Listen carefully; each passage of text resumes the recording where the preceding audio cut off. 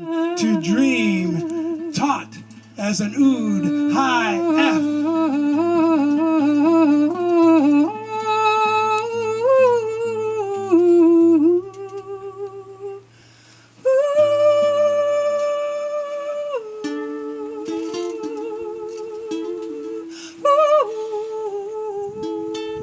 You want her to cup you like clear water in the shade of dates as she sips to tamp her parch.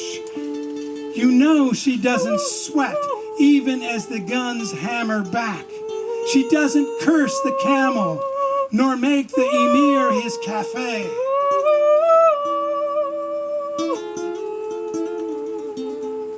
She always had something to draw to, and often she'd sit out the winning hand.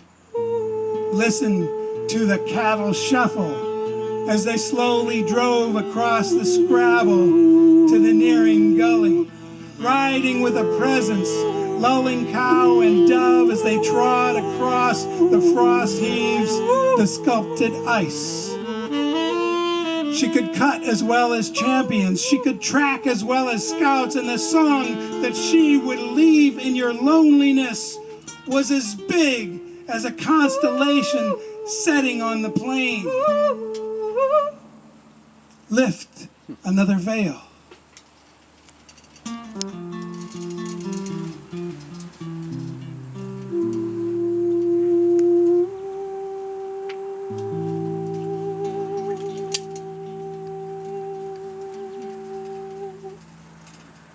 The fantastic jurors with the splendor of peacocks and speed of the jasmine wind, sandalwood and coal, the desert night is getting better, and the animals bed down in the windward edge of and the calabash bowls come out.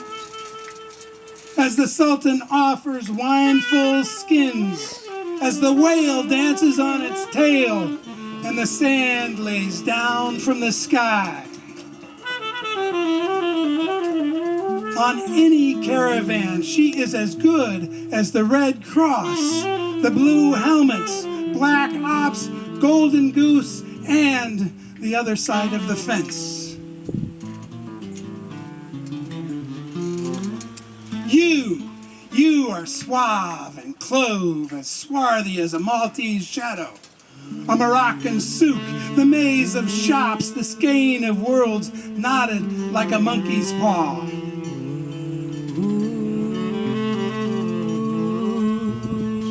Her whisper wears a burqa.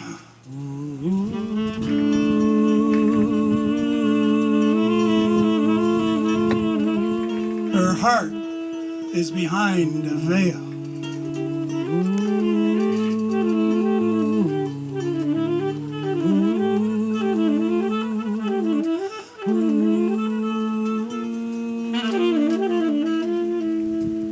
All the roses will winter in the stolen sun, the Nile stretched and elastic, that thousands ferry every day, a big wet highway where hippos wallow in the elbows, and fires at the wellheads burning dark and defiant, the heavy cargo of smoke toiling down the torn lands, where someone in the village grieves, someone in the village grieves, someone in the village always grieving, and someone has a television with a satellite connection. And in the ever-even-tide and stubble near the skinny donkeys, they sit on iron chairs which have survived more wars than their tribal elders, and watch American. Dance the dance, chant the chant, refuse to lose, awash in cash. Time, they all agree, to fire up again the shisha, lift again the veil.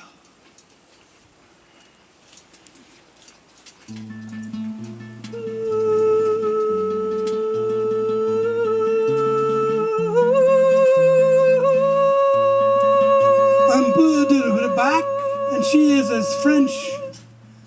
A Parisian ballet on the Champs-Élysées, a Gauloise in one hand and in the other Vouvray. One of the belles of Montmartre, one of the poets of Montparnasse, hiding out in Marseille, laughing down the lottery, spooning up the bouillabaisse, party on the wharf. And wake up under an overturned dory on the Algiers coast. Cardamom, cumin, and burnt toast. Ride a Ducati from Surf to Road's End. Trade it for a Tuareg stallion. The camel with the fine silver headstall. Lift another veil.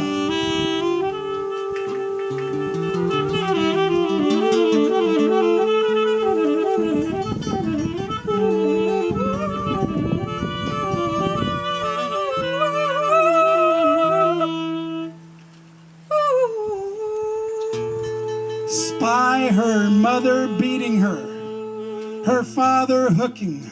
The wind is racing across the rooftops as through the newspapers, so bleak in the gaps and cracks of the laundry woman's shack. And some of the men who wanted virgins when they died weren't so picky until then. Each misstep on the road to perdition, another thermos on the long, crazy, crazy drive to freedom, where the native dance until their ankles bleed.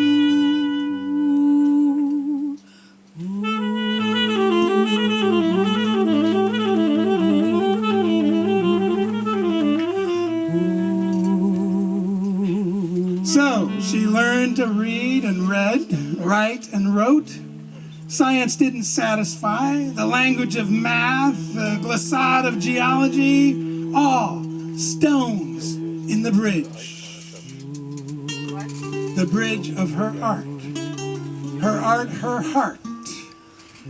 Life is not about the journey, she said. It is about the endless obstacle.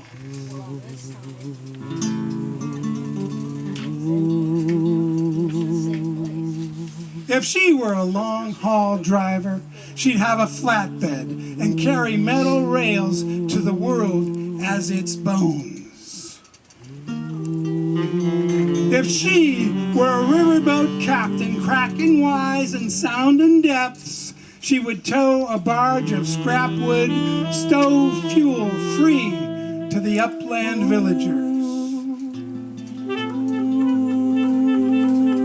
And if she were a goat herd, she would whistle and tell them stories of the whale and the ostrich, of the bear and of the crab, and raise them for a sacrifice, letting their blood as if her own.